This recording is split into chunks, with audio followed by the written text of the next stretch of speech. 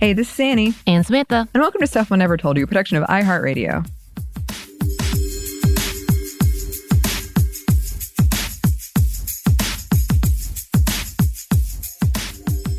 And welcome to another edition of Monday Mini, where we just do whatever we want, essentially. Yeah. For 10 to 15 minutes, maybe even 20, who knows? And today is my turn. So I had an interesting conversation just recently, in which it ended with them saying, you're being too self-deprecating. And I had a moment of like, wait, So we've been talking about this book that we've been going through. I've talked plenty of how I have a lot of anxiety when it comes to my speech or being on a podcast or being seen in general. I have a huge anxiety about being live. So whenever we're asked to do anything live, I literally have a panic attack at that point in time. And there's a lot that, as someone who has gone through a lot, I have many of mental health stuff that I have to address constantly. And you and I have talked about the fact that for us, because it's most likely trauma related, it's not something that's just going to disappear. It's not something that we can let go of or breathe through or take a medicine, just get past it, I guess, because there's a lot to these types of trauma that has a reactionary thing in order to be self-protecting, I guess, in a matter of ways. And self-deprecation is something that I do use as a way of coping or as a way of interacting with people, because I do have a lot of anxiety around people, performance anxiety, all the things. I've got it.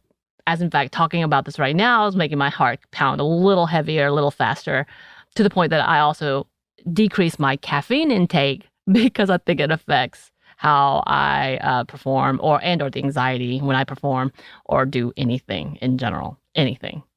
Yeah, me too. Anything. So it's interesting because I've talked to other women, as in fact, past hosts have talked about their own issues like this, and the fact that they actually took something for it before they would perform. I mean, prescribed, not just like self-medicating. It really is prescribed. I had a friend who was an artist and had severe anxiety, and she was prescribed, I believe, blood thinners, but a very low dosage, because it's supposed to, the constriction of the heart makes it more like your nervous system overreact, all these things. I'm sure people are out there like, that's not how it goes. You can let me know how it goes. But, just the mere fact that it is a thing. And honestly, it's been more with women that actually talk about it, not necessarily that have it, but have talked about it. Like, I've not talked to many men who've talked about these things, or they don't acknowledge it. Perhaps, I don't know. But again, so last night we had a social event. I do not go out for social things. And it's, again, after the pandemic, I think I've gotten so much worse. I am that type of introvert that can perform and socialize and be on it, as you would say, if I need to be. But it is so exhausting for me that I have to go home for a couple of days by myself to recharge, because it took a lot of energy for me to get to that point. I think my threshold for that has gotten smaller. So a little bit anxious about that. But a part of the being on thing is self-deprecating. And that term did come out in a way that I was talking about being very nervous about doing something. We're doing the audiobook. When it comes to podcasting, Christina, our super producer, is amazing and very patient in making sure that we don't sound like babbling, incoherent people. And I love her for that. So knowing that she does that makes me feel a lot better, because she does make us sound good. It's just me and you, right, Anney, when we record. There's no one else present. I am in a dark room, essentially, with Anney. And so therefore, I feel a lot better, or at least a little more confident. And I still stumble quite a bit, even when it's the two of us, but I'm not as anxious about that. But so we were talking about doing the book, where we were going to be in a legit studio with a producer in front of us that we've never worked with, that this is their expertise. They work with actors, they work with voice actors, they work with professional readers. And then also having someone in our ear directing us and being told podcasters are really surprised by this process because it's so different from podcasting. So all of that makes me really, really, really anxious.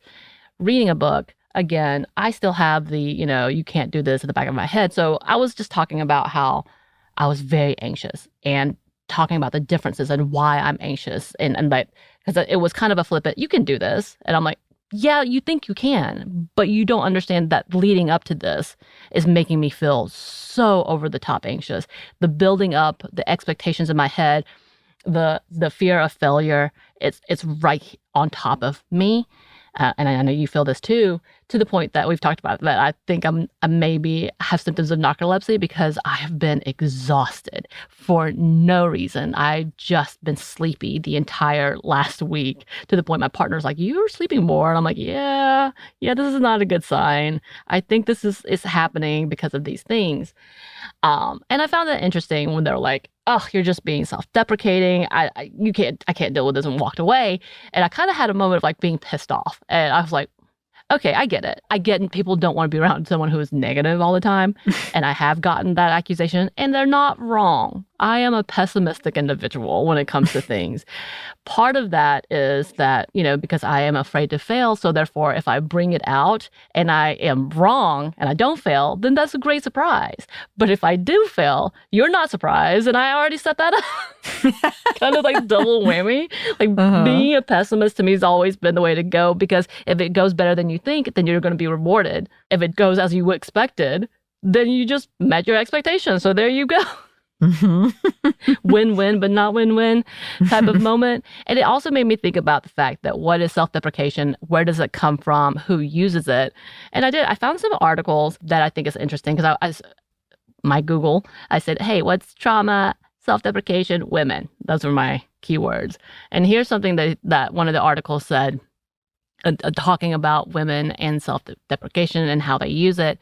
It says part of the reason that might be used is because of trauma. So here's the article. It says, trauma and survivors of many different forms of trauma, such as life-threatening accidents, events, sexual abuse, emotional trauma, and generational trauma, typically have low self-esteem. Before trauma, an individual usually believes in their ability to exercise good judgment and stay safe. However, after a traumatic experience, much of that trust is destroyed, which can leave the person to feel doubt, fear, helplessness, shame, and feeling they are to blame, all eroding self-esteem. So I thought that was an interesting article, because it's true. Just as if like the blank canvas thing, everybody comes out with, outside of like mental health stuff, the idea that you are confident in yourself, or you don't know that you can't do it. That's not a thing. But if you have been decimated, your emotions, your safety, then that is destroyed. Whatever was there has probably been damaged by whatever traumas you've gone through. A lot of people, including myself, as a way of defensiveness, is to be self-deprecating, because at the very least you control that narrative, no matter how negative it sounds. And I thought that was an interesting as a way of have a conversation of like, yeah, I get that this can be really wearing and you really want to correct it, but having someone immediately be like, stop doing that to yourself, it's not really helpful. It's not something that comes off with love. You're being criticized for a defense mechanism that you built to survive trauma. Now, should we go through just hating ourselves and go through self-deprecation? Of course not. That's not what I'm saying at all. But the conversation also comes back to the fact that self-deprecation may not be as bad as everybody wants to say that it is. And I say this in like a way of understanding how we cope. So if this is something that we have to use to cope, it is a survival tactic. Once again, and that needs to be understood and not dismissed. There was a conversation, and I think this was applying to men more so than women, because there was a comparison about the fact that when men use self-deprecation, they're rewarded as being humble. Mm-hmm. And when women use self-deprecation, they are showing that they are lesser. Mm-hmm. They're proving the lesser of themselves. So I found that interesting as well. So when I did see articles that says self-deprecation may not be as bad as you think, it was referring to the fact that it can seem like it's humility. You're able to lead well with self-deprecation because you're able to show your own faults and show how to lead that way. So of course, this was applied to men in typical order. There wasn't one article when a woman was talking about comedy and that fact that she put that, like had a moment in Instagram and it was self-deprecating. And many people came in like, you're not this, you're not that. No, you're wonderful, all these things. And then one person saying, when you do this, you really make yourself look bad and women look bad, which pissed her off. And I understandably, because she's like, but this is not about you. This is about me and the way that I feel, the way I needed to express myself today. And the self-deprecation may not be what you think it is. Just because I use words that seem like harsh, it may be a legitimate thing. Like I have to use this to myself in order to know that I'm okay, weirdly enough. So there was a whole level of that process that came through because I was like, I get it. Because I will always use self-deprecation. That is not something that I will ever be able to let go of, ever. That won't be a thing. But even if it is in the most negative light, if I'm doing it in the, like, I'm really self-harming by using this thing, having someone come at me and tell me I'm wrong and I'm doing something wrong, not helpful. And I really had that moment of like, wow, again, being a negative Nelly, sorry, Nellies out there in the world, if you're named Nelly, it's not Nelly wonderful. Furtado rolling around, so angry at me. Cannot believe you pulled that out of a hat. That was one of the first CDs I ever bought. To be fair, I do think of Nelly, the rapper. The rapper, yeah. That was my say, yeah.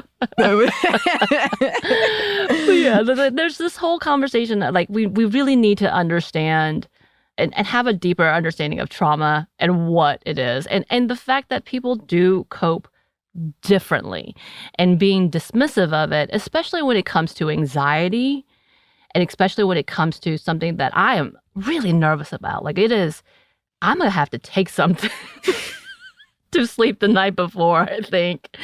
Prescribe something. Because I think it's overwhelming for me, even though after it, I'm going to think that it's so silly that I was that freaked out, Mm-hmm. But to this point, this is where I am. And to dismiss it as if I'm wrong does not help. It only builds up the anxiety I already had. Right.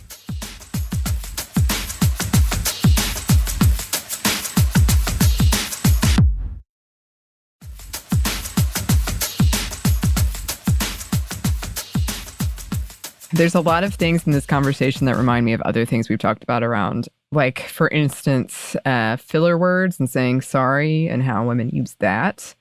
And then the articles that come out that are, largely written by men and or just from a very corporate perspective, that it's like, don't do that. It makes you look weak. It puts you in a weaker position.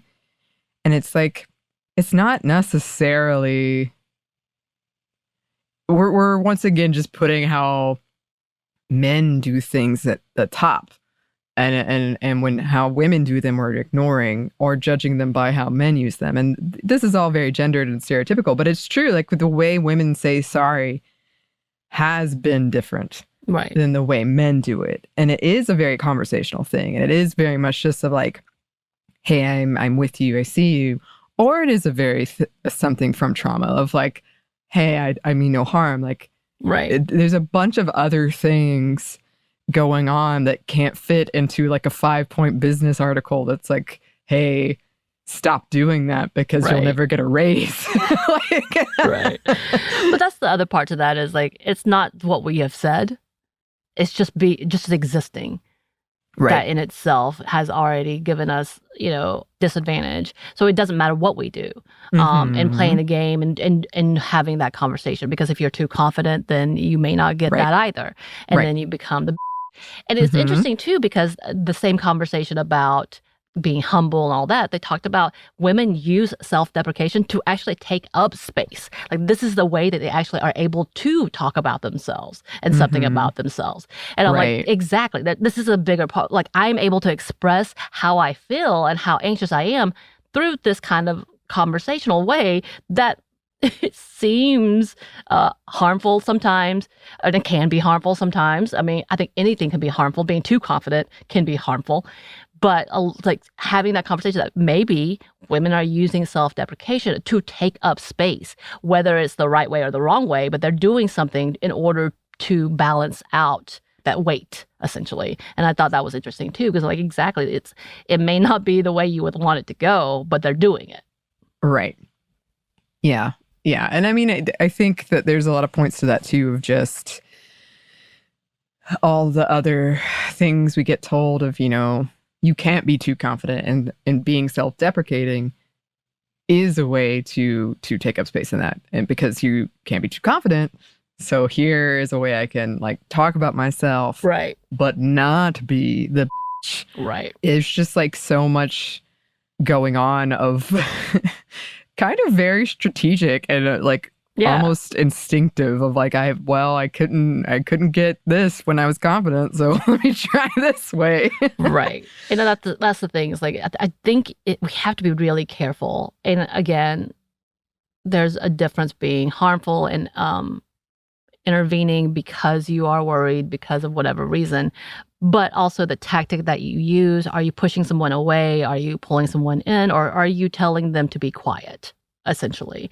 And that kind of happened. It felt like I needed to be quiet. Mm-hmm. So yeah, those are my thoughts. All right. There you go. Yeah. If you want more information about some of the articles I've been reading, let us know. We'll definitely send it to you. But again, if you do look up all of those keywords, it does have to-do lists of how not to do that and how harmful it can be. And again, I'm not saying it's not, because yes, there's a level for sure. But I also think there is the other side that we don't talk about too often, about why we do this and why we should accept it to a certain degree. Right. Yes. Yeah, I tell you, I before when we were talking about this, these parties always bring out so many thoughts. They do. We're not used to interacting with anyone anymore. It's a whole social project now. It is.